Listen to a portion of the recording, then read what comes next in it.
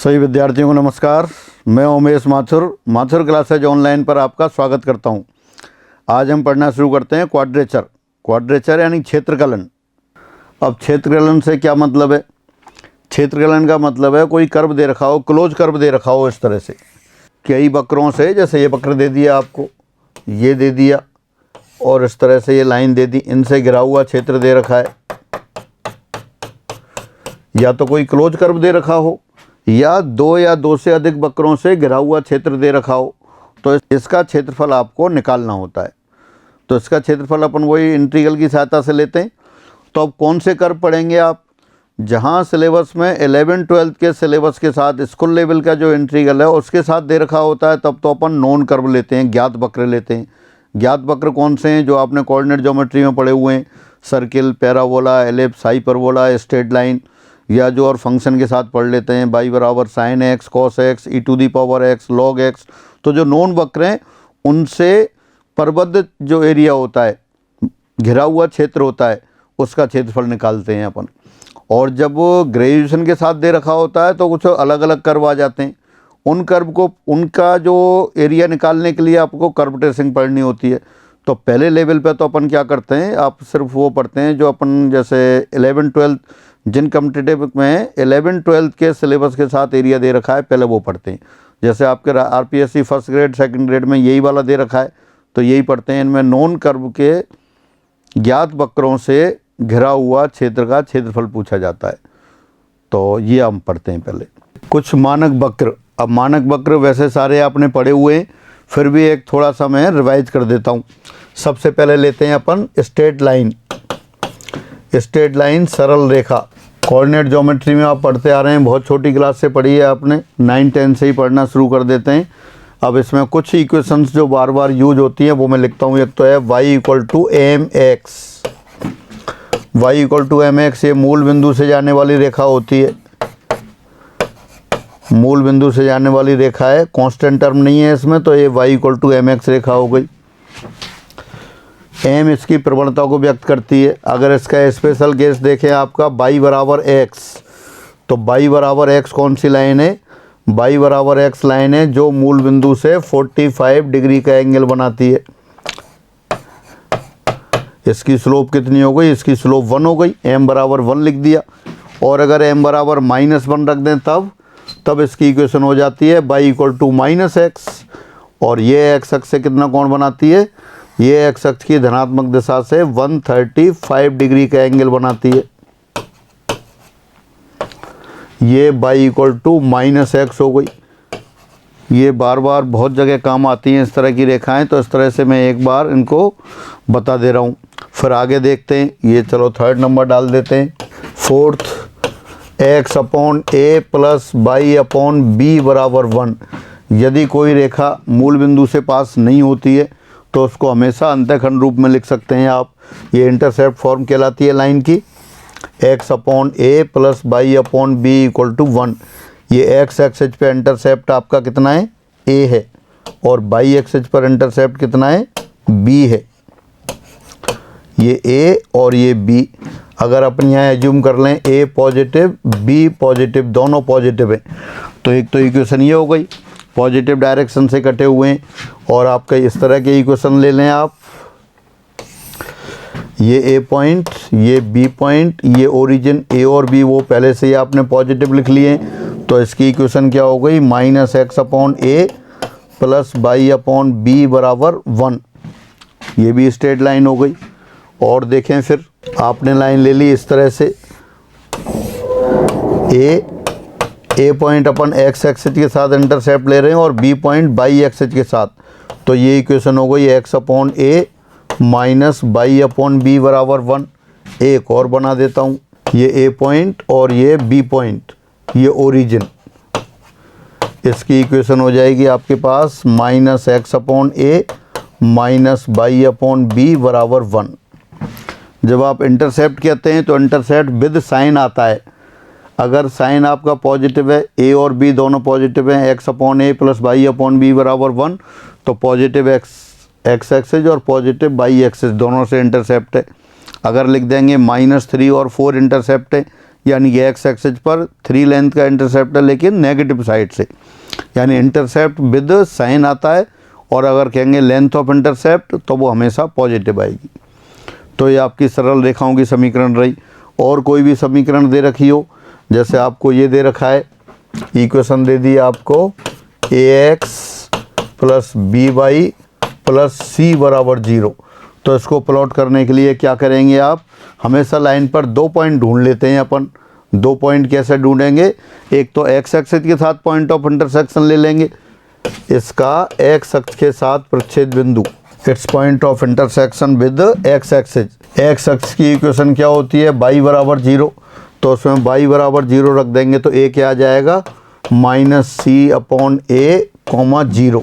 और y अक्ष के साथ मतलब कोई भी लाइन है उसके ऊपर अगर 2 पॉइंट ले लें तो दोनों पॉइंट को ज्वाइन कर देंगे, वही लाइन बन जाएगी आपकी। और y अक्ष के साथ प्रच्छेद बिंदु, point of intersection with y axis, वो क्या हो जाएगा आपके पास, वो आ जाएगा b, कैपिटल B। x = 0 लिख दिया, y एक्सिस की इक्वेशन होती है x = 0, x = 0 लिखेंगे तो y आ जाएगा -c/b। ये पॉजिटिव है या नेगेटिव है वो ABC के साइन पे डिपेंड करेगा। तो इस तरह जब भी कोई लाइन दे रखी हो उसकी आप ग्राफ ड्रॉ करने में सक्षम हैं इनकी सहायता से। सर्किल लेते हैं, वृत्त सबसे पहले लेते हैं अपन स्टैंडर्ड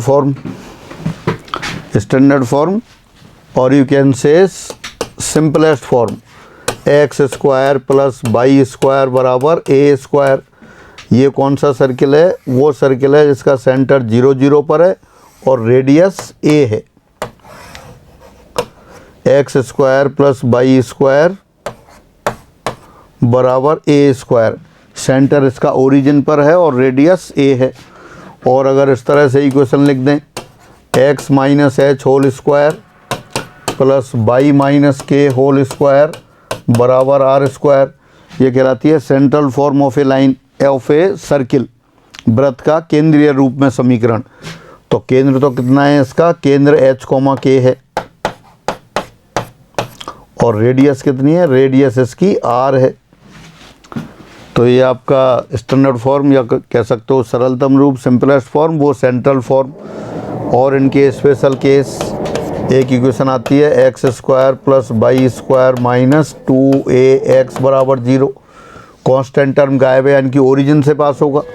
सेंटर कितना है, a, 0। ये सेंटर सेंटर तो है a, 0, ओरिजिन से पास हो रहा है, y एक्सिस जिसको टच कर रही है। ये वाला सर्किल हो गया।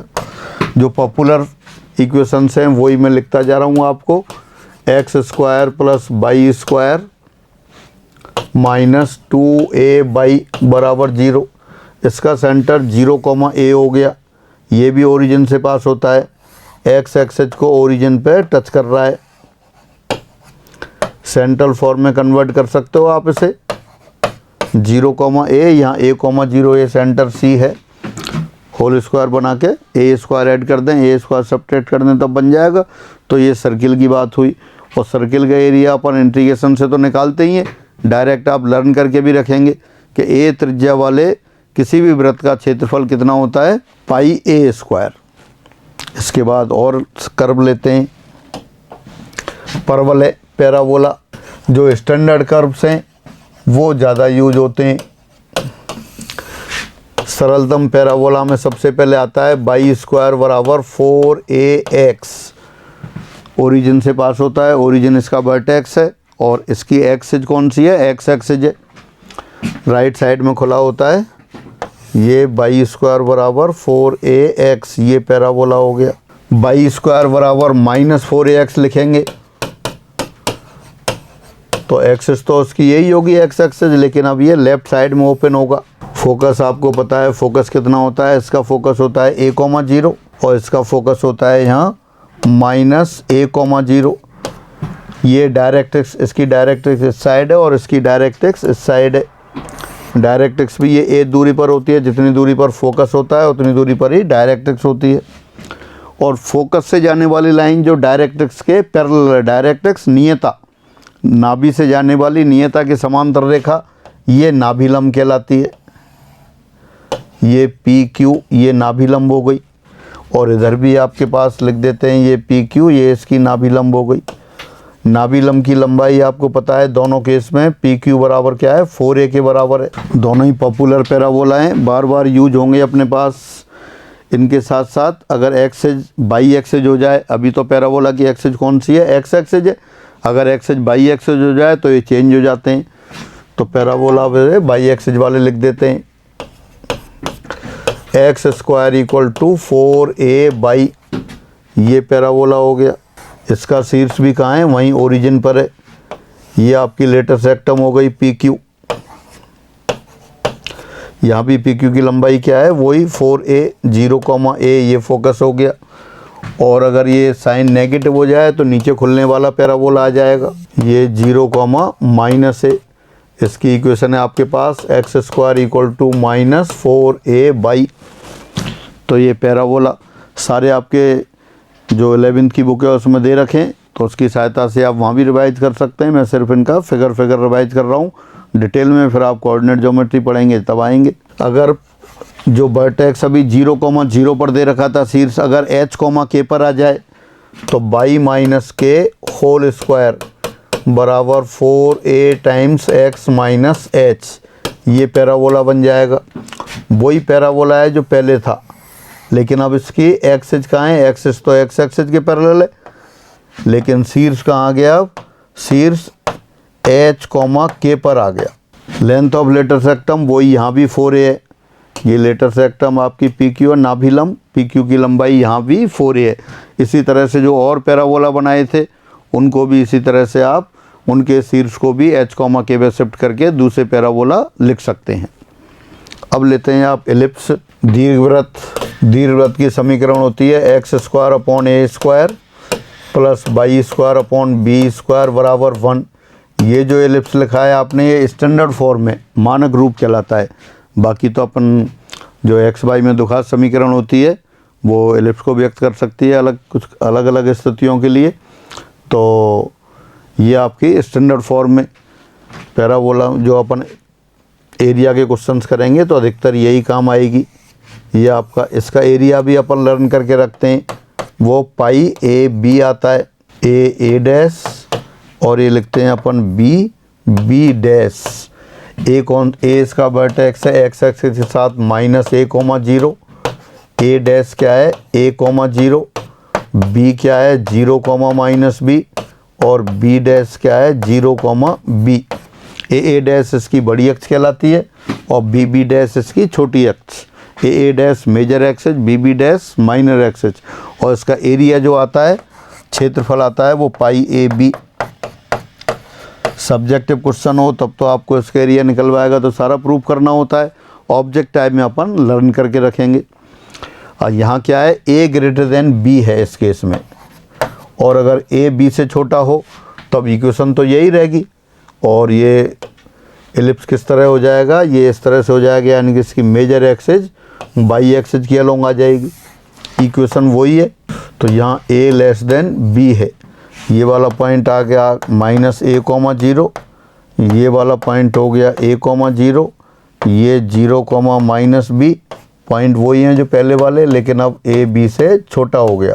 इक्वेशन भी वही है, X square upon a square plus Y square upon B square equal to 1। इसके बाद अपन लेते हैं हाइपरबोला, अतिपरवलय। हाइपरबोला की जो स्टैंडर्ड इक्वेशन है वो X square upon a square minus Y square upon B square बराबर 1 है। ये भी उन्हीं पॉइंट से पास होती है जो दीर्घवृत्त के शीर्ष थे। ये आपका वही ए पॉइंट है, ये ए डैश है। ए पॉइंट के कोऑर्डिनेट -a, 0 और ए डैश के कोऑर्डिनेट a, 0, ये ओरिजिन हो गया। एरिया में कम काम आएगा, बाकी कोऑर्डिनेट ज्योमेट्री में डिटेल में आप इसको पढ़ेंगे। अच्छा, ये तो आपकी क्या है, ये ए डैश रियल एक्सेज कहलाती है और बाई एक्सेज इसकी इमेजिनरी एक्सेज कहलाती है। अगर इसकी रियल एक्सेज चेंज हो जाए, रियल एक्सेज बाई एक्सेज पर आ जाए, तब इसकी इक्वेशन क्या हो जाती है, तब इसकी इक्वेशन हो जाती है -x square upon a square plus Y square upon B square बराबर 1। तब अगर इसका फिगर बनाएंगे तो वो इस तरह से बनेगा। बी पॉइंट वही है जो अपन ने एलिप्स में लिखा था। ये जो पहला पैराबोला है उसका कॉन्जुगेट पैराबोला कहलाता है। अच्छा, एक और आता है आपका रेक्टेंगुलर हाइपरबोला। आयताकार अति परवल है। एक्चुअल में इसके अनंत स्पर्शी होते हैं, एसिम्प्टोट्स होते हैं। एसिम्प्टोट्स के बीच में अगर एंगल 90 डिग्री हो तो वो परवलय कैसा कहलाता है? आयताकार अति परवलय कहलाता है, रेक्टेंगुलर हाइपरबोला कहलाता है। और अगर एसिम्प्टोट को उस समय एक्सेज मान लें, अनंत स्पर्शियों को एक्सेज मान लें, तब उसकी इक्वेशन चेंज हो जाती है और वो इस फॉर्म की आती है एक्स वाई बराबर सी स्क्वायर। अभी तो सिर्फ अपन यही देखेंगे एक्स वाई बराबर सी स्क्वायर। इसका फिगर कैसे बनता है? इसका फिगर आपका इस तरह से आ जाएगा। ये आयताकार अति परवलय है, एक्स वाई बराबर सी स्क्वायर, तो यहाँ से वाई बराबर सी स्क्वायर अपॉन एक्स आ जाएगा। जब भी अपन कर्व की जानकारी मतलब चाहिए होगी तो इनको अपन रिकॉल कर सकते हैं, और बाकी कोऑर्डिनेट ज्योमेट्री में तो आपके दे ही रखें। तो ये सामान्य जो छोटे कर्व थे, इसके अलावा sine x, cos x, log x, e to the power x, a to the power x, जो कर्व आपने फंक्शन के साथ पढ़े थे वो भी आपको सारे दिमाग में रखने हैं। तो अपन आगे बढ़ते हैं। मानक क्षेत्रफल, स्टैंडर्ड एरियाज, वक्र y बराबर एफ एक्स, एक्स अक्ष और कोटियों x बराबर a एवं x बराबर b से घिरे क्षेत्र का क्षेत्रफल। The area enclose by the curve y equal to f x, x axes and ordinates x equal to and x equal to b। यानी कि जो ये एरिया दे रखा है, जैसे ये आपने फंक्शन बना दिया, कर्व बना दिया y equal to f x, ये आपकी x एक्सेज हो गई, ये ओरिजिन, ये y एक्सेज, ऑर्डिनेट्स ले लिया आपने x इक्वल टू a और ये x इक्वल टू b, और ये इन चारों से घिरा हुआ एरिया ले लिया आपने। कौन सा है? Area enclose by the curve y equal to f x, x axes and ordinates x equal to a and x equal to b। वक्र y बराबर एफ एक्स, एक्स अक्ष और कोटियों x बराबर a और x बराबर b से घिरे क्षेत्र का क्षेत्रफल। ये जो शेडेड पोर्शन में बना रहा हूँ रेड इंक से, तो ये अपना एरिया है। इस एरिया की बात कर रहे हैं। तो एरिया अपन कैसे निकाल रहे हैं? इंटीग्रेशन की सहायता से। कितना दिया जाता है वो मैं लिख देता हूँ, integration of Y D x limit A to B, और you can say area equal to integration of F x D x limit from A to B. अब ये फॉर्मूला कैसे आ जाता है? बेहद आसान है। आपकी जो 12th वाली बुक है वहाँ प्रूफ दे रखा है। कोई भी इंटीग्रेशन की बुक ले लें, सभी में दे रखें, तो अपन यहाँ प्रूफ नहीं करेंगे, सीधे सीधे याद रखेंगे। वक्र y बराबर एफ एक्स, एक्स अक्ष और कोटियों x बराबर a और x बराबर b से घिरे क्षेत्र का क्षेत्रफल, integration of y d x limit from a to b। y को एफ एक्स भी लिख सकते हैं।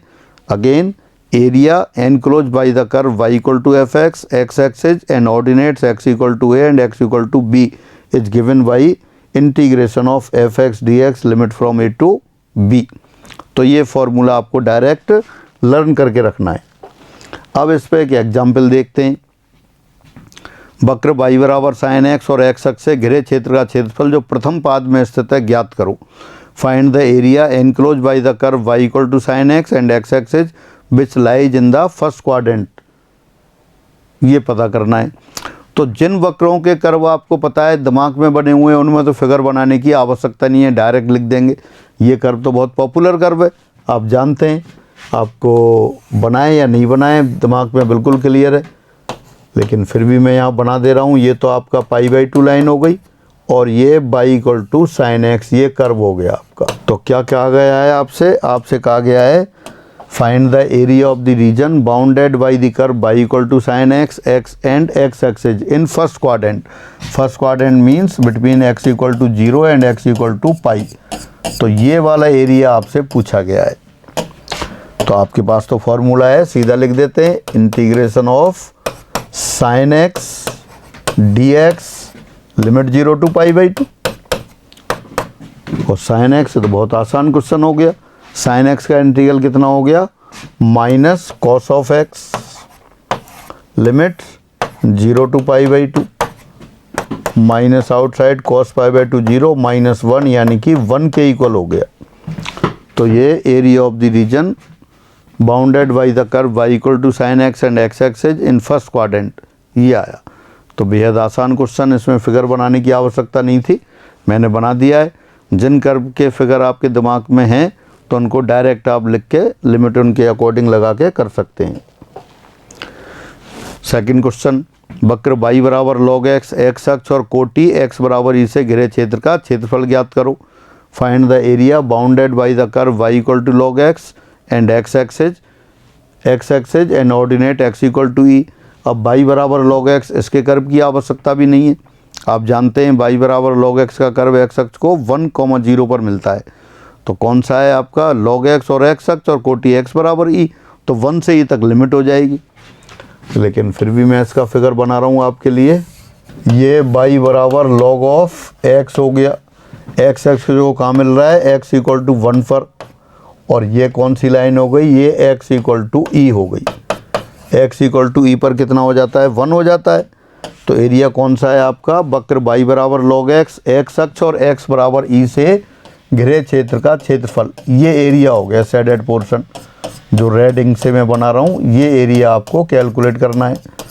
तो सीधे फॉर्मूले में रख देते हैं, integration of log x dx limit from 1 to e। log x का इंटीग्रल तो आता है आपको, x bracket log of x minus 1 limit 1 to e। तो आ गया e, log e कितना हो गया 1, 1 माइनस 1 0 माइनस 1, log 1 कितना हो जाएगा आपका 0। तो 1 इंटू वो हो गया 0 माइनस 1। तो फाइनली कितना हो गया, ये 1 यूनिट हो गया। तो वक्र y बराबर log x और x अक्ष से घिरे क्षेत्र का क्षेत्रफल जो x बराबर 1 और e के बीच में स्थित है, कितना आ गया 1 इकाई। तो बिल्कुल एरिया का जो फॉर्मूला है उसी को अप्लाई करते जा रहे हैं, उससे ही अपन क्वेश्चन करते हैं। एक और, वक्र y बराबर x स्क्वायर प्लस 1 और x अक्ष से घिरे क्षेत्र का क्षेत्रफल जो कोटियों 0, x इक्वल टू 0 एवं x बराबर 3 के मध्य स्थित हो, ज्ञात करो। Find the area of the region bounded by the curve y equal to x square plus 1 and x axes between the ordinates x equal to 0 and x equal to 3। y बराबर x square आप जानते हैं parabola होता है जो ऊपर की ओर खुला होता है। तो y बराबर x स्क्वायर प्लस 1, ये भी पैराबोला होगा। ये कहाँ खुला होगा, ये भी ऊपर की ओर खुला होगा, लेकिन ये कहाँ होगा 0,1 से ऊपर होगा। x बराबर 0 पर y बराबर 1 है। और कौन सी लाइन है, x बराबर 0 और x बराबर 3, तो x बराबर 3 ये रहा। तो अपना एरिया कौन सा हो जाएगा, वही दोनों से घिरा हुआ ये वाला एरिया हो गया। तो डायरेक्ट अपन लिख सकते हैं, इसमें भी फिगर बनाने की आवश्यकता नहीं थी। एरिया बराबर integration of y dx limit 0 to 3 integration of x square plus 1 dx limit 0 to 3 integration of x square plus 1 हो गया x cube upon 3 plus x, limit लगा दी आपको 0 टू 3। तो x बराबर 3 लिखा पहले, 3 क्यू अपॉन 3 9 प्लस 3 माइनस 0, यानी कि 12 यूनिट आ गया। यानी जो आपसे पूछा था उसके एरिया कितना आ गया, 12 आ गया। तो इस तरह से ये एरिया वाले क्वेश्चन चल रहे हैं छोटे छोटे। और देखते हैं, वक्र y बराबर tan स्क्वायर x और x अक्ष से घिरे क्षेत्र का क्षेत्रफल जो कोटियों x बराबर 0 और x बराबर π/4 के मध्य स्थित है, ज्ञात करो। Find the area of the region bounded by the curve y equal to tan square x and x axes between the ordinates x equal to 0 and x equal to π/4। अब y बराबर tan square x हमेशा positive होगा, x अक्ष के ऊपर ही होगा, और 0 π/4 के बीच में भी पॉजिटिव होगा। तो सीधा सीधा लिख देते हैं एरिया क्षेत्रफल। बिल्कुल फिगर की आवश्यकता नहीं है तो नहीं बना रहे आप। कितना आ जाएगा, integration of tan square x dx limit 0 to π/4। tan square को क्या लिख सकते हैं आप, sec square x minus 1 dx limit 0 to π/4। फिर sec स्क्वायर x का इंटीग्रल कर दिया आपने, कितना हो गया sec स्क्वायर x का इंटीग्रल tan x, और π/1 का कितना हो गया x, लिमिट लगा दी 0 टू π/4, कितना हो गया tan π/4 1 माइनस π/4, और ये 0, यानी कि सीधी सी बात है 1 माइनस π/4, ये आंसर आ गया। तो ये इंटीग्रेशन आप इंटीग्रेशन किया तो एरिया कितना आ गया, 1 माइनस π/4 आ गया। एक और क्वेश्चन देखते हैं, वक्र y बराबर sin x और x अक्ष से घिरे क्षेत्र का क्षेत्रफल जो कोटियों x बराबर 0 और x बराबर पाई के मध्य स्थित है, ज्ञात करो। Find the area bounded by the curve y equal to sin x and x axes between the ordinates x equal to 0 and x equal to pi. तो साइन एक्स अभी तो किया था, एरिया आपको बताइए, तो सीधा लिख देते हैं, ये Y equal to sine X आ गया। तो एक तो डायरेक्ट आप कर सकते हैं, इसमें एरिया बराबर कितना आ गया, integration of sine X D x limit 0 to pi, और इंटीग्रेशन ऑफ साइन एक्स कितना हो गया, minus cos X limit 0 to pi. अब कॉस ऑफ पाई -1 होता है, तो माइनस आउटसाइड -1 माइनस कॉस 0 1, यानी कि 2 यूनिट आ गया। तो सीधा सीधा आ गया 2 यूनिट। लेकिन एक मेथड और है, अभी थोड़ी देर पहले आपने किया था 0 से π/2 के बीच में। तो 0 से π/2 के बीच में जब एरिया आया था, कौन सा आया था आपके पास, ये वाला एरिया आया था। तो यहाँ आप देखें कर्व, जितना 0 से π/2 के बीच में एरिया है, उतना ही π/2 और पाई के बीच में एरिया है। ये वाला जो एरिया है, अगर ये ग्रीन शेड जो मैं बना रहा हूँ, यानी कि 0 से π/2 तक जाएं तब साइन की वैल्यू 0 से 1 तक बढ़ती है, और π/2 से पाई तक आ जाएं, π/2 से पाई तक आ जाएं तब साइन की वैल्यू 1 से 0 तक घटती है। यानी कि जितना एरिया 0 और π/2 के बीच में है, उतना ही π/2 और पाई के बीच में है। यानी कि दोनों रीजन ये सिमेट्रिक हैं। तो यहाँ अपन सिमेट्री का भी यूज कर लेते हैं। सिमेट्री का यूज कैसे कर लेते हैं कि जब आपको पता है 2 पार्ट में एरिया एरिया 2 पार्ट में और दोनों पार्ट का एरिया बराबर है, तो एक ही हिस्से का निकालेंगे और डबल कर देंगे। तो इसको दोबारा लिख सकते हैं अपन, क्षेत्रफल बराबर कितना आ जाता है, ये क्षेत्रफल आ जाता 2 times integration of sine X D x limit from 0 to π/2, और वो आपको पता है 1 यूनिट, तो 2 आ गया। एक आप ये याद करके भी रखेंगे कि साइन एक्स और एक्स अक्ष से घिरा हुआ क्षेत्रफल जो एक क्वाड्रेंट में स्थित है, 1 इकाई के बराबर है। इसी तरह कॉस एक्स का भी होता है। और जब कोई भी एरिया ऐसा दे रखा हो सिमेट्रिकल, तब आप एक पार्ट का निकाल के 2 का गुणा कर देंगे। अब टॉपिक आ गया आपका सममित क्षेत्रफल, सिमेट्रिक एरिया। सिमेट्रिक एरिया जो भी बात कर रहे थे, जैसे अब साइन एक्स की बात कर रहे थे, उसी की बात करें। अभी 0 से पाई के बीच में था, अब 0 से पाई की बजाय 0 से 2 पाई दे दिया आपको, और आपसे कहा है क्षेत्र का क्षेत्रफल ज्ञात करो। कौन सा, बाई बराबर साइन एक्स और एक्स अक्ष से घिरे क्षेत्र का क्षेत्रफल जो 0 और 2 पाई के बीच में स्थित है। तो अब आप जानते हैं, अभी आपने देखा था कि 0 से π/2 के बीच में कितना होता है, ये 1 इकाई के बराबर होता है। यानी कि एक क्वाड्रेंट में बाई बराबर साइन एक्स और एक्स अक्ष के बीच में घिरे हुए क्षेत्र का क्षेत्रफल 1 इकाई होता है। लेकिन ये तो 4 क्वाड्रेंट हो गई, 4 क्वाड्रेंट हो गई, तो ये एक हो गया, ये भी एक, ये भी एक, ये भी एक। तो इसका मतलब अपन क्यों कैलकुलेट करें, सिर्फ 0 से π/2 तक कर लें और 4 गुना कर देंगे, तो वो 4 इकाई हो गया। इससे ही मतलब नहीं है, और भी कर्व हो सकते हैं। जैसे आपसे कहा इस सर्किल का एरिया निकालो। अब ये सर्किल कौन सा सर्किल, वो स्टैंडर्ड सर्किल हो गया x² + y² बराबर a²। तो अगर इसका 0 और यहाँ a के बीच में ये वाला 1/4 एरिया निकाल लें, ये 0 है, ये x बराबर a रेडियस है, तो यहाँ तक a हो जाएगा। तो अगर एक क्वाड्रेंट में एरिया निकाल लें और 4 गुना कर दें, तो पूरे सर्किल का आ जाएगा। तो इसका मतलब ये हुआ, जब भी कुछ टोटल एरिया जो आपको कैलकुलेट करना है वो एक से ज़्यादा भागों में विभक्त हो, और सारे भाग कैसे हों, बराबर हों, सिमेट्रिक हों, तो एक पार्ट का एरिया निकालकर जितने पार्ट हैं उतने का गुणा कर देते हैं अपन। दीर्घवृत्त में भी देख सकते हैं आप ऐसा ही। जैसे अगर आप ये अपन ने दीर्घवृत्त बनाया था x² / a² + y² / b² बराबर 1, आपसे कहा इसका क्षेत्रफल ज्ञात करो। तो इसका क्षेत्रफल क्या करें अपन, आप ये जानते हैं दोनों एक्सिस के अबाउट ये सिमेट्रिकल है। ये ओरिजिन, ये ए पॉइंट के कोऑर्डिनेट क्या है, a, 0। तो जो एरिया अपन पहले क्वाड्रेंट में ले लेंगे, ये वाला एरिया कैलकुलेट कर लें आप, और इस एरिया को कैलकुलेट करने के बाद 4 से गुणा कर दे, तो पूरे दीर्घवृत्त का एरिया आ जाएगा। अब जो नोन कर्व हैं उनको तो क्या अपन को डायरेक्ट याद है, जैसे दीर्घवृत्त का एरिया याद है, पाई ए भी है। कैलकुलेट करना हो, सब्जेक्टिव मेथड से करना हो, प्रूफ करना हो, तो 1/4 एरिया निकालेंगे इसका, कौन सा, जो पहले क्वाड्रेंट में, और 4 गुणा कर देंगे, आंसर आ जाएगा। एक क्वेश्चन देखते हैं इस पे आधारित। वृत्त x² + y² बराबर a² द्वारा परिबद्ध संपूर्ण क्षेत्र का क्षेत्रफल ज्ञात करो। Find the complete area bounded by the circle X square plus Y square equal to A square.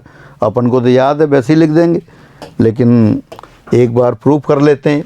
दिए वृत्त x square plus Y square बराबर ए स्क्वायर का संपूर्ण क्षेत्रफल, टोटल एरिया, तो वो कितना हो जाएगा, वो यहाँ फिगर बना लें आप इसे। ये फिगर हो जाएगा आपका,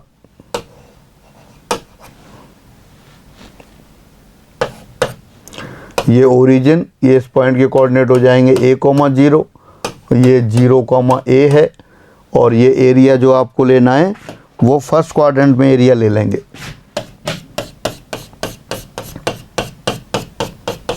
ये नेम लिख दिया A, ये वाला नेम लिख दिया B। तो ये टोटल एरिया कितना हो गया, टोटल एरिया हो गया 4 into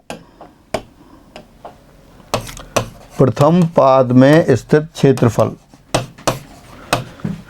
area lying in first quadrant. तो ये क्या हो जाएगा, इसको कर देंगे 4 times integration of y d x. अब फर्स्ट क्वाड्रेंट में लिमिट कहाँ से जाएगी, कहाँ है आपके यहाँ पे, 0 से लेके ए तक, 0 पर ओ से लेके ए तक, ओ पर तो x बराबर 0 है और कैपिटल ए पर x की वैल्यू क्या है, a है। अब यहाँ बाई की वैल्यू रख देंगे आप, बाई की वैल्यू कितनी हो जाएगी, √a² minus x square d x limit 0 to a। ये क्यों लिख दिया, क्योंकि आपको पता है x² प्लस वाई स्क्वायर बराबर a स्क्वायर है, तो देयरफॉर वाई स्क्वायर बराबर हो गया a² माइनस एक्स स्क्वायर, और बाई जो फर्स्ट क्वाड्रेंट में पॉजिटिव है बाई वहाँ, तो बाई बराबर √a² माइनस एक्स स्क्वायर लिख दिया। अब ये इंटीग्रल आप अपने आप करेंगे, इंटीग्रेशन का फॉर्मूला सबको पता है, मैं डायरेक्ट लिख देता हूँ, ये पाई a² आ गया। तो इस तरह से उस क्षेत्र का जो आपको दे रखा था सर्किल का क्षेत्रफल आ गया, आपको कितना आ गया, ये आपका आ गया पाई a²। किस तरह से निकाला, a क्वाड्रेंट में लिखा आपने और उसका फिर 4 गुना कर दिया, ये आ गया। इसी पर डिपेंड एक क्वेश्चन और देखते हैं। वक्र y बराबर cos x और x अक्ष से घिरे क्षेत्र का क्षेत्रफल जो कोटियों x बराबर 0 एवं x बराबर 2 के मध्य स्थित है, ज्ञात करो। Find the area bounded by the curve y equal to cos x and x axis between the ordinates x equal to 0 and x equal to 2 pi. तो ये आप जानते हैं, ये एक क्वाड्रेंट में ले लेंगे अपन, क्योंकि जैसे यहाँ से यहाँ लिया, फिर इधर, फिर इधर, ये 0, ये π/2, ये पाई, ये 3π/2 और ये 2 पाई।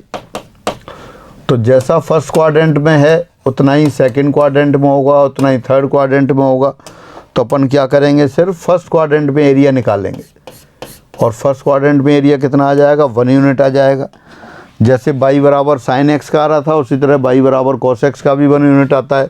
तो टोटल एरिया बराबर हो जाएगा 4 into area in first quadrant, area lying in first quadrant, पहले पाद में स्थित क्षेत्रफल, तो उसका 4 गुना कर दिया।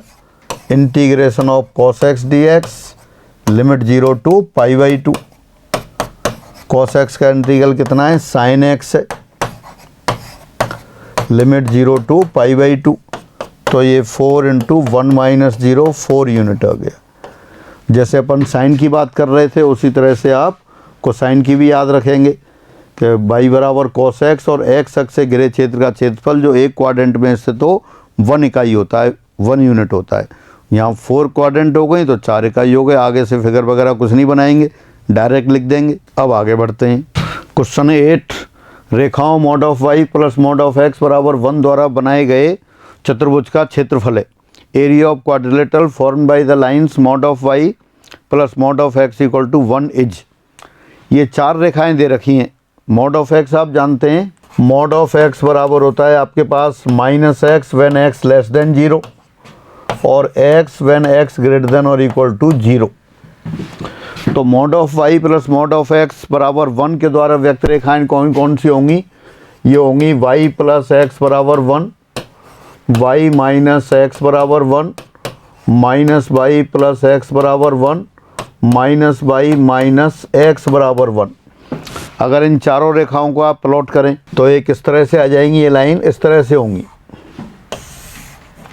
ये एक्स एक्सेज, ये वाई एक्सेज, ये ओरिजिन। ये पॉइंट हो गया 1,0, सपोज इस पॉइंट का नाम ए दे दिया। ये पॉइंट हो गया बी 0,1, ये पॉइंट आपका सी -1,0। फिर इसी तरह से ये नीचे ये पॉइंट डी हो गया 0,-1। ये तो जो चारों लाइन है, चारों लाइन से ये स्क्वायर बन गया आपके पास। तो स्क्वायर का इसका क्षेत्रफल क्या होगा? दी रेखाओं से बना चतुर्भुज एक वर्ग है, इसका क्षेत्रफल। क्वेश्चन ये था आपके पास 4 रेखाएं दे रखी थी, उनसे बने हुए चतुर्भुज का क्षेत्रफल पूछा था। वो क्षेत्रफल क्या है? वर्ग हो गया। तो वर्ग का क्षेत्रफल कितना होगा? 4 गुणा त्रिभुज ओ ए बी का क्षेत्रफल। ये हो जाएगा 4 × 1/2 बेस इंटू हाइट। तो ये 2 वर्ग इकाई हो गया, 2 स्क्वायर यूनिट। तो बिना इंटीग्रल के ही निकाल लिया, और आपको इंटीग्रेशन से ही निकालना है तो इंटीग्रेशन से भी कर सकते हैं। ये जो एरिया है, ये वाला एरिया कैलकुलेट हो जाएगा आपका। और ये लाइन कौन सी है आपके पास? ये लाइन है x + y = 1। इस लाइन का समीकरण ये है। इसी तरह ये वाली लाइन है, इसको भी लिख सकते हैं आप -x + y = 1। इसी तरह ये इधर वाली लाइन दिखाई दे रही है, ये हो जाएगा -x - y = 1। और ये लाइन बचेगी आपकी इस तरह से, कौन सी? AD।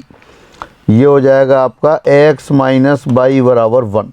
तो अपन सिर्फ पहली लाइन जो दे रखी है x + y = 1 और अक्षों से घिरा हुआ क्षेत्रफल निकालें, 4 गुना कर दें समाकलन की सहायता से यूजिंग इंटीग्रेशन। क्षेत्रफल कितना हो गया आपके पास? 4 times integration of y dx limit 0 to 1। और लाइन थी अपने पास x + y = 1, तो y बराबर कितना हो गया? 1 - x dx लिमिट 0 to 1।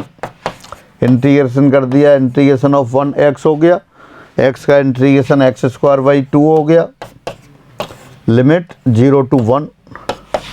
4 × 1 - 1/2 यानी कि 2 यूनिट हो गया, और 0 लगाएंगे तब 0/2 यूनिट आ रहा था। ऑब्जेक्ट टाइप में ज़रूरी नहीं है कि आपको इंटीग्रेशन से करना हो। इस तरह से ये जो 4 रेखाएं दे रखी थी आपको, किसके द्वारा? mod of y + mod of x = 1 के द्वारा 4 रेखाएं दे रखी थी, उनके द्वारा बने चतुर्भुज का क्षेत्रफल, चतुर्भुज कौन सा? वर्ग बन गया था, उसका क्षेत्रफल आ गया 2 यूनिट। तो ये आंसर आ गया। क्वेश्चन नंबर 9, वक्र y = sin x और x अक्ष से घिरे क्षेत्र का क्षेत्रफल जो कोटियों x = 0 एवं x = 2π के मध्य स्थित है, ज्ञात करो। तो देखिए, ये देखते हैं कौन सा एरिया बनेगा आपका। ये ओरिजिन से लिया, पहले तो 0 से पाई और पाई से लेके 2π में आपने ग्राफ बना लिया। ये पाई, ये 2π। वक्र y = sin x।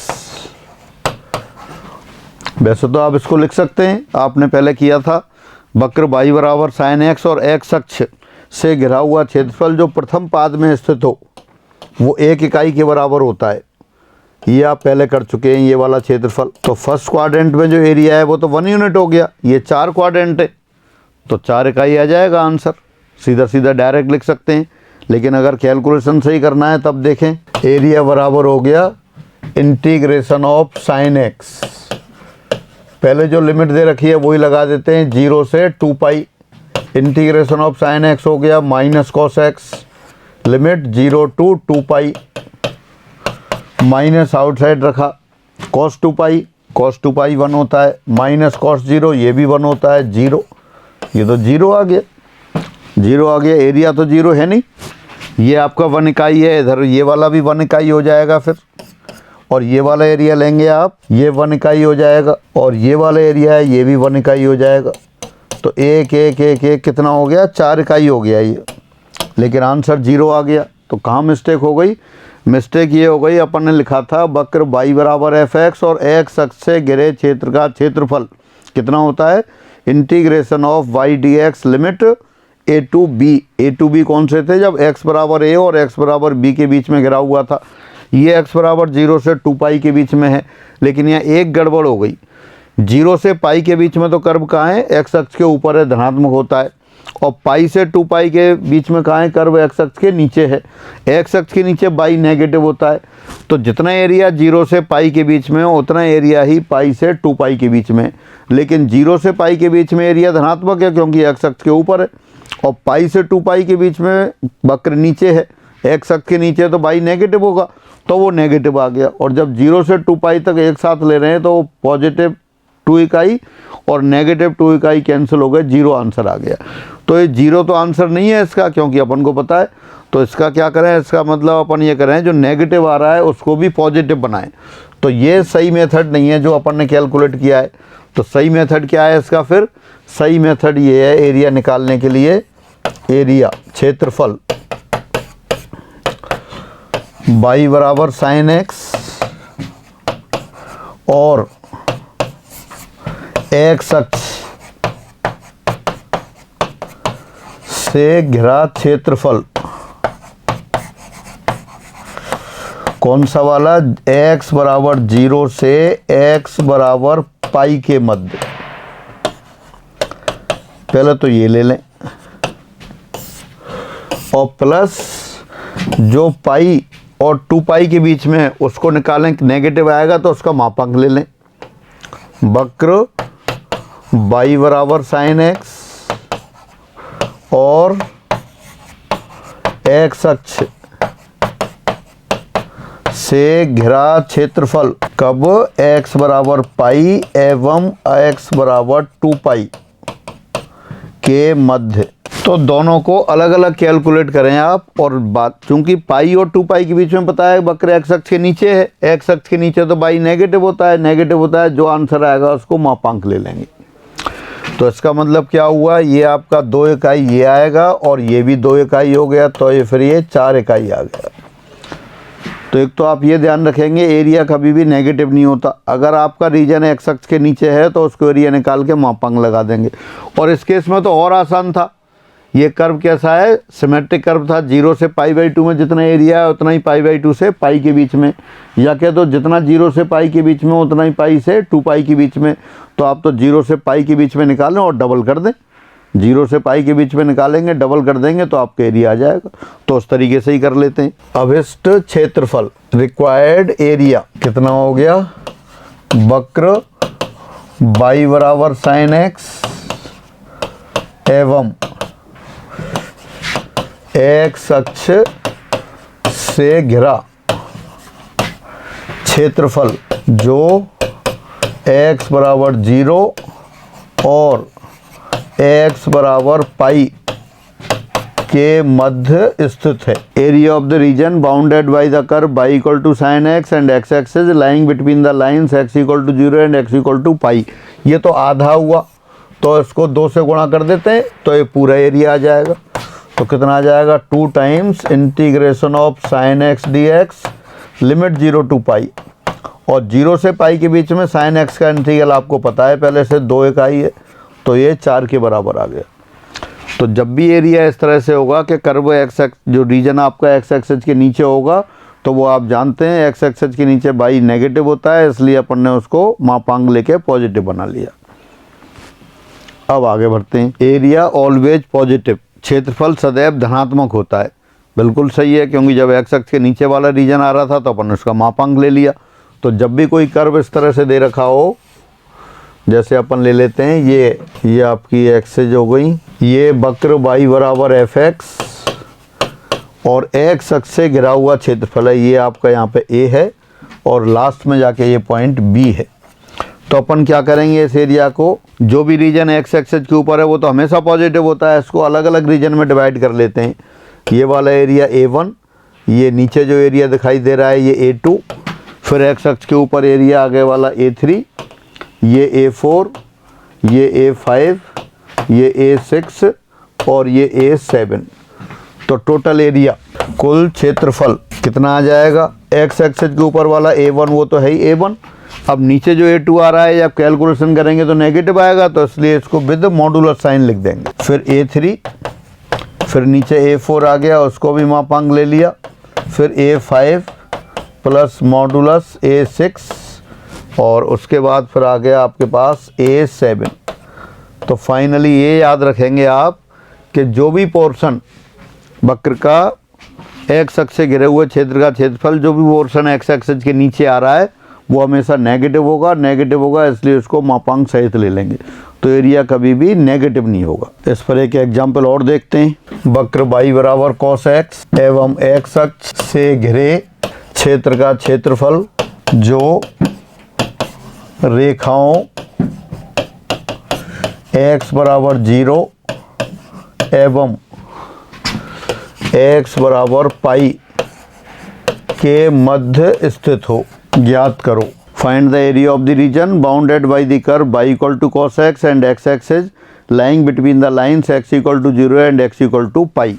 अगर अपन इसका ग्राफ नहीं बनाते हैं, सीधा ही लिख देते हैं एरिया बराबर integration of cos x dx limit 0 to पाई।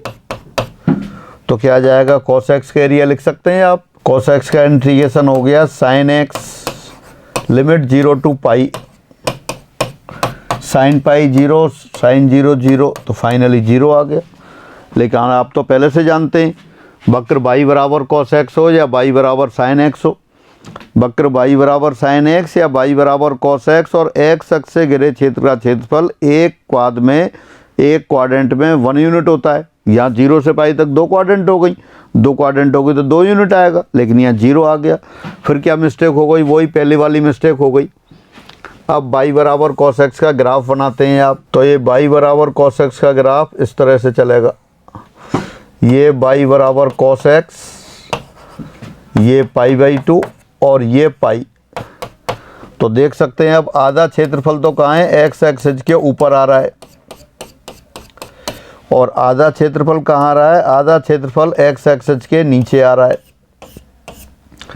जो क्षेत्रफल x एक्सिस के नीचे आएगा वो ऋणात्मक हो जाएगा, उतना ही तो ऊपर है उतना ही नीचे, ऊपर 1 इकाई और नीचे भी 1 इकाई, लेकिन नीचे वाला विद नेगेटिव साइन आ रहा है तो दोनों को ऐड किया और 0 हो गया। तो इसका भी अपन 0 से पाई नहीं निकालेंगे, क्या करेंगे, एक क्वाड्रेंट में निकाल के डबल कर देंगे या पाई बाई 2 और पाई के बीच में निकालेंगे और उसका मापांक ले लेंगे। तो इसलिए क्षेत्रफल दोबारा लिखते हैं, अभिष्ट क्षेत्रफल रिक्वायर्ड एरिया दो तरह से करेंगे। पहले तो लिखेंगे आप integration of cos x dx limit 0 to pi plus integration of cos x dx limit pi by 2 to pi, और इसको मॉडुलस लगाएंगे। तो पहले वाला एरिया तो 1 यूनिट आएगा और दूसरा वाला -1 आएगा, लेकिन मॉडुलस लगा दिया तो वो 1 हो गया, तो ये 2 इकाई हो गया। और अगर सममिति के प्रयोग से करना चाहें तो यूजिंग सिमेट्री, सममिति के प्रयोग से। सममिति कैसे, ये आप देख सकते हैं जो y बराबर cos x का ग्राफ है वो 0 से पाई बाई 2, जब x का मान 0 से पाई बाई 2 तक जाता है तो y cos का मान 1 से घटते घटते 0, और जब x पाई बाई 2 से पाई तक जाता है तो cos की वैल्यू 0 से घटते घटते -1, यानी कि 1 से 0 और 0 से -1 एक ही स्टाइल से हो रहा है तो बराबर आएंगे। तो एक भाग में अपन क्षेत्रफल निकालना है, डबल कर देंगे। तो अब इस क्षेत्रफल रिक्वायर्ड एरिया कितना हो गया, ये 2 times integration of cos x dx limit 0 to pi by 2 इतना हो गया, और 2 टाइम्स cos x का इंटीग्रल हो गया आपके पास sin x limit 0 to pi by 2, sin pi by 2 1 हो जाता है, तो कितना हो जाएगा ये 1 माइनस 0 यानी 2 इकाई हो गया। तो सिमेट्री से भी कर सकते हैं, और जो एक्स एक्सिस के नीचे एरिया आ गया, क्षेत्रफल आ गया, उसका मापांक लेके उससे भी कर सकते हैं। तो दोनों तरह से आप एरिया निकाल सकते हैं। अब आगे बढ़ते हैं, अब नया कॉन्सेप्ट आ गया। पहले आप ले रहे थे area of the region bounded by the curve y equal to f x and x axis lying between the lines x equal to a and x equal to b। अब क्या है, अब आ गया वक्र x बराबर एफ वाई, बाई अक्ष और रेखाओं y बराबर c एवं y बराबर d से घिरे क्षेत्र का क्षेत्रफल। Again the area enclose by the curve x equal to function of y axis between the lines y equal to c and y equal to d is. तो देखते हैं इसमें अब ग्राफ कैसे बनेगा आपका। इसमें ग्राफ इस तरह से बनेगा, x equal to function of y। इसमें लाइन कौन कौन सी है आपके, फिर y इक्वल टू c और y इक्वल टू d, ये लाइन है। कौन सा क्षेत्रफल लेना है आपको? जो वक्र x बराबर एफ वाई बाई एक्सेज और रेखाओं y बराबर सी और y बराबर डी से घिरा हुआ हो, वो दिखाई दे रहा है आपको क्षेत्रफल। वो क्षेत्रफल ये रहा। मान लिया ये क्षेत्रफल क्या है? a है। तो a किसके बराबर आएगा? जैसे पहले आया था बिल्कुल उसी तरह से अब लिख सकते हैं। तो ये एरिया बराबर आ जाएगा आपका क्षेत्रफल integration of x d y by varies from c to d, या आप इसको लिख सकते हैं integration of f y d y limit c to d. पहले क्या था? पहले था integration of y d x limit from A to B. अब वाई डी एक्स की जगह एक्स डी वाई आ गया, क्योंकि पहले एक्स एक्स से गिरा हुआ था, अब वाई एक्स से गिरा हुआ है। तो वही फॉर्मूला है पहले वाला, बस एक्स से चेंज हो गई तो अपने वेरिएबल वाई डी एक्स की जगह अब एक्स डी वाई आ गया और वाई की लिमिट्स हो गई। इस पे एक दो एग्जाम्पल देखते हैं। वक्र वाई स्क्वायर बराबर 4x, रेखा वाई बराबर 3 और वाई एक्स से घिरे क्षेत्र का क्षेत्रफल ज्ञात करो। Find the area bounded by the curve y square equal to 4x, line y equal to 3 and y axes. देखें एरिया कौन सा बनता है, फिगर बनाते हैं पहले। वाई स्क्वायर बराबर 4x बहुत पॉपुलर पैराबोला है, जानते हैं आप। ये वाई स्क्वायर बराबर 4x पैराबोला हो गया। वाई एक्सेस ये रही है आपकी और लाइन बना दी आपने वाई इक्वल टू 3, ये वाई इक्वल टू 3 लाइन हो गई। तो ये वाला एरिया हो गया आपका कौन सा? Area of the region bounded by the curve y square equal to 4x, line y equal to 3 and y axes. तो ये वाला एरिया हुआ। तो ये एरिया निकालना है आपको। फिगर से बिल्कुल क्लियर है, कर्व दे रखा है और वाई एक्सेस और एक लाइन वाई इक्वल टू 3। यहाँ देखें तो यहाँ तो वाई इक्वल टू 0 हो जाएगा, तो एरिया लिख देते हैं फिर आप। एरिया इक्वल टू क्षेत्रफल बराबर integration of x d y limit 0 to 3, y equal to 0। X axes पे तो वाई इक्वल टू 0 है यहाँ, और एक्स एक्सेस से ऊपर ही जा रहा है ग्राफ आपका, तो 0 से 3। अब एक्स की वैल्यू आपने कर्व से रख दी। एक्स बराबर क्या है आपके पास? Y square upon 4 d y limit 0 to 3, 1/4 outside, y square का इंटीग्रल कर लिया। वाई स्क्वायर का इंटीग्रल होता है आपके पास y cube upon 3 limit 0 to 3। तो कितना हो गया फिर? 3 क्यूब 27, 27 अपॉन 3 9, तो 9/4 यूनिट आ गया। तो ये आपका एरिया आ गया। यानी वक्र x बराबर एफ वाई बाई एक्स और रेखाओं x वाई बराबर सी और y बराबर डी से घिरे क्षेत्र के क्षेत्रफल वाला फॉर्मूला यूज किया और सीधे अप्लाई कर दिया। नेक्स्ट क्वेश्चन, वक्र वाई स्क्वायर बराबर 2y माइनस एक्स और वाई एक्स से घिरे क्षेत्र का क्षेत्रफल ज्ञात करो। Find the area bounded by the curve y square equal to 2y minus x and y axes. अब ये फिर पैराबोला दे दिया।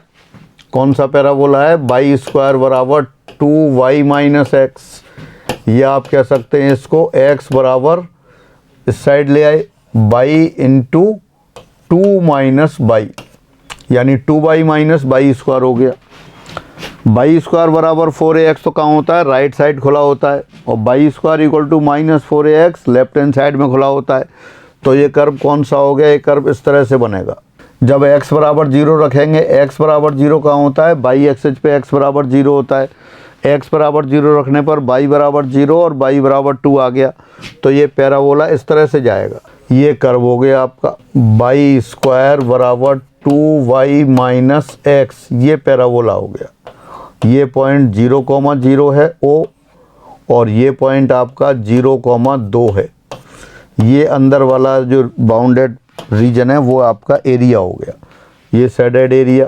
तो ये एरिया कैलकुलेट करना है। कैसे लिखेंगे? सीधा जो फॉर्मूला है आपके पास, एरिया बराबर integration of x d y limit lower point से लेके अपर पॉइंट तक वाई की वैल्यू 0 से 2 तक।